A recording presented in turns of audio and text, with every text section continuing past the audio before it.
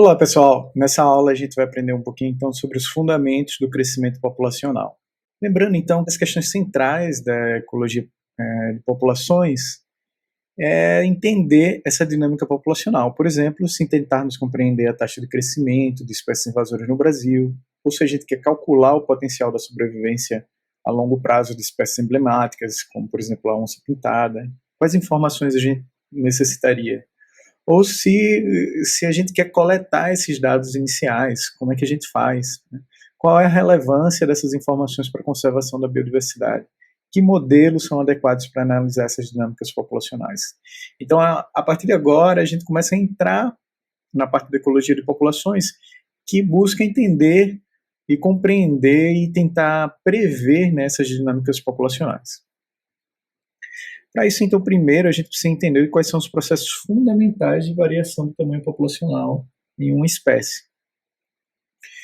Os 4 processos fundamentais que fazem uma população variar são basicamente a natalidade, né, dado pelo número de novos indivíduos que entram naquela população via reprodução, essa reprodução sexuada ou assexuada, tá? Lembrando que em algumas espécies, essa taxa de crescimento via natalidade ela vai dar por um crescimento modular. Algumas espécies você não consegue diferenciar cada indivíduo, então são novos módulos crescendo ali. Mortalidade também vai remover indivíduos de uma população, então são os número de indivíduos que morreram por qualquer tipo de causa. E a gente tem também 2 outros processos, que é a chegada de novos indivíduos, não via natalidade, mas via imigração, indivíduos que vêm de fora, de uma outra população, para aquela população, e a emigração, que seria a saída dos indivíduos daquela população. Então, pensando na reprodução, a gente pode pensar em 2 tipos diferentes de reprodução, de medidas de reprodução. Um seria essa reprodução potencial, dado pela fecundidade, né? Então é o potencial de produção reprodutiva em umas circunstâncias ideais. Esse limite é determinado pelo genótipo, ou seja, a reprodução é limitada pelo potencial genético, não pelo ambiente. Tá? Então, nesse caso, é o potencial máximo de cada indivíduo daquela população de gerar novos indivíduos. Tá? Só que nem sempre, aliás, quase sempre, né, a gente não exerce o máximo de potencial de fecundidade de um indivíduo, né, em uma população normal, num ambiente natural. Então, a medida que a gente costuma utilizar é a fertilidade, que é de fato o quanto foi observado daquele potencial executado, né, o desempenho reprodutivo real sob as condições ambientais predominantes. A taxa de fertilidade, por definição, é menor que a taxa de fecundidade e é baseada na interação, então, desse genótipo com o ambiente biológico e físico. Tá? Então, se você tem menos disponibilidade de recurso, né, se a população é menor e tem menor chance de encontrar um parceiro sexual, então tudo isso vai influenciar a fertilidade. Então, aqui, por exemplo, aqui do lado, a gente tem a taxa de fertilidade, né, por mulher e por país no mundo. Então a gente vai ver aí que tem uma variação espacial nessa taxa de fertilidade. E aí a gente pode começar, dentro da ecologia de populações, a pensar quais são as causas, quais os processos que levam a esse padrão específico que a gente está observando aqui de fertilidade global. Né? Depois a gente pode medir também a taxa de mortalidade. A taxa de mortalidade vai ser mais simples, né? Então, aí se inclui qualquer tipo de morte por qualquer tipo de fator, né? Naturais ou não. Mas a gente também pode usar, né, esses padrões observados de mortalidade para a gente verificar quais são as causas ou fatores que estão levando aquilo. Lembrando que isso também não só possui uma variação espacial, mas também temporal. Então, por exemplo, aqui a gente vê que uma taxa de mortalidade bastante alta em 2023, ali na região da Ucrânia, e isso se deve, por exemplo, a uma guerra, então uma variação específica acontecendo ali, né, devido a um fator momentâneo. Né? E a gente pode olhar outras características que tem a ver com essa mortalidade também, né? Não só são as características sanitárias de um país, por exemplo, ou do genótipo de uma determinada população, mas também, principalmente, causada pelas diferenças na faixa etária daquele país. Então, um país que tem faixa etária mais alta, né, possivelmente terá também uma mortalidade mais alta.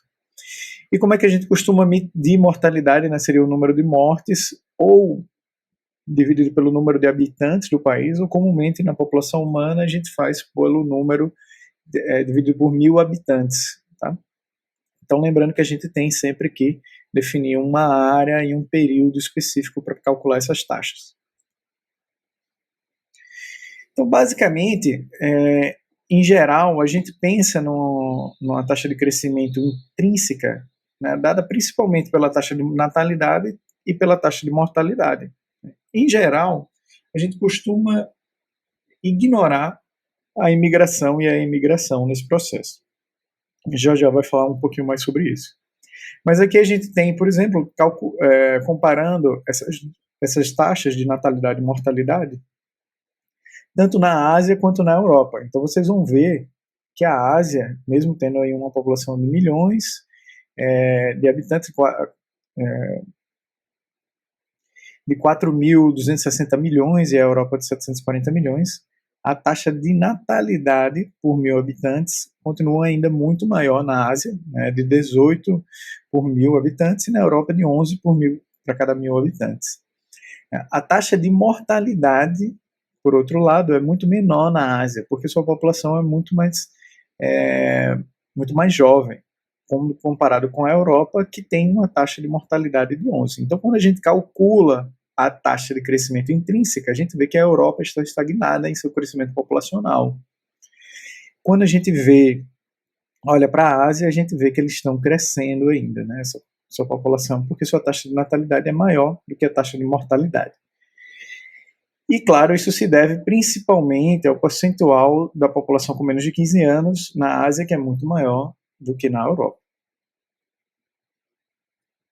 Sempre que a gente considera que uma população tem imigração e emigração, a gente chama aquela população de uma população fechada. Então, por exemplo, quando a gente vai examinar micro-organismos crescendo numa placa de Petri, aqui na esquerda, a gente pode chamar isso de uma população fechada, porque a gente sabe que não vai ter imigração nem imigração se você fizer ali sua placa de Petri da maneira correta, sem contaminação.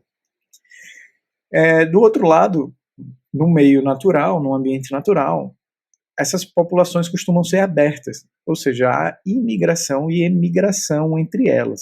Tá? Então, aí a gente teria que considerar tanto um quanto o outro. Obviamente, é bastante complicado medir emigração e emigração numa população natural. Tá?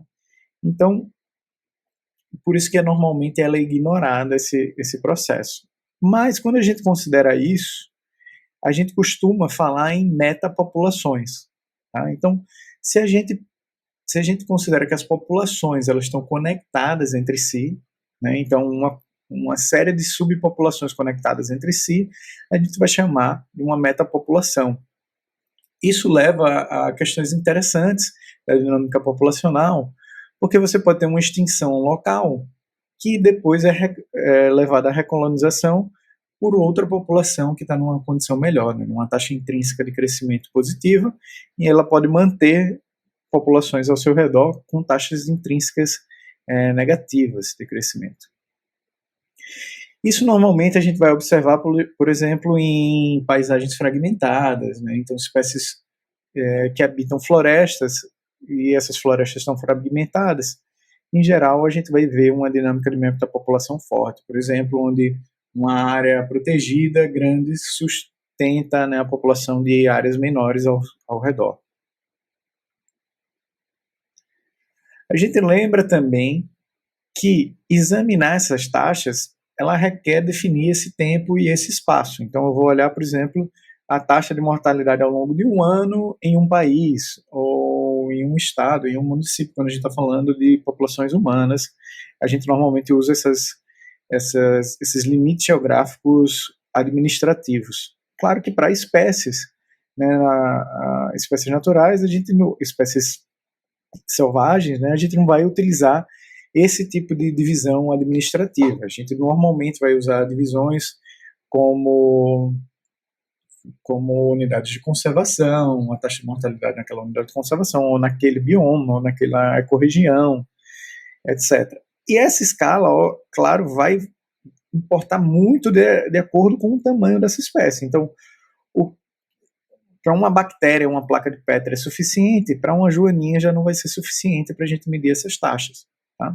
A gente vai precisar de uma área maior, assim como a gente vai precisar de uma área muito maior para pensar em taxas de natalidade, de mortalidade, de migração e imigração para elefantes. Então, é preciso ficar atento ao tipo de organismo que a gente está trabalhando e qual a biologia daquele grupo e como ela pode estar influenciando, né, a escolha dessa escala. Não existe, claro, métodos tão objetivos para a gente definir isso, e então a gente precisa usar o bom senso, né, e conhecimento sobre a área de vida da espécie para que a gente possa definir o escopo de trabalho. Então, por fim, assim, as mensagens que a gente precisa ficar desse vídeo é que uma população é influenciada por suas taxas de fertilidade, mortalidade, imigração e emigração. Né? Quando a gente considera a imigração e a imigração, a gente está falando em uma população aberta e pensando principalmente numa dinâmica de metapopulação. A gente também precisa pensar na sua história recente, né, através da sua estrutura etária, ou seja, se aquele grupo tem uma estrutura etária diferente, a gente espera taxas de mortalidade e natalidade diferentes. E também precisa pensar no seu tempo de geração. Então, sempre que eu estiver comparando animais grandes, eu vou usar uma área maior, etc. Não vou poder comparar essa taxa de nascimento com uma escala que eu trabalharia, por exemplo, em bactérias. A não ser que o seu objetivo seja, de fato, comparar, fazer um estudo comparativo entre grupos, né, usando um padrão específico. A taxa de crescimento populacional ela é determinada pelo ambiente e pela sensibilidade da população às mudanças ambientais. Tá? Então, a gente vai... essa taxa de crescimento ela não é única para todas as populações de uma espécie. Ela vai variar de acordo com as condições naquele ambiente. O ambiente ele abrange não apenas o ambiente físico, mas também suas interações da população com outras espécies em seu hábitat. Então, a gente também tem que levar em consideração as características bióticas de um ambiente para identificar o que está afetando aquela população. Tá? Então, esses são os fundamentos do crescimento populacional. Nos próximos vídeos a gente vai explorar melhor os modelos de crescimento populacionais e os métodos também de coleta para dados populacionais.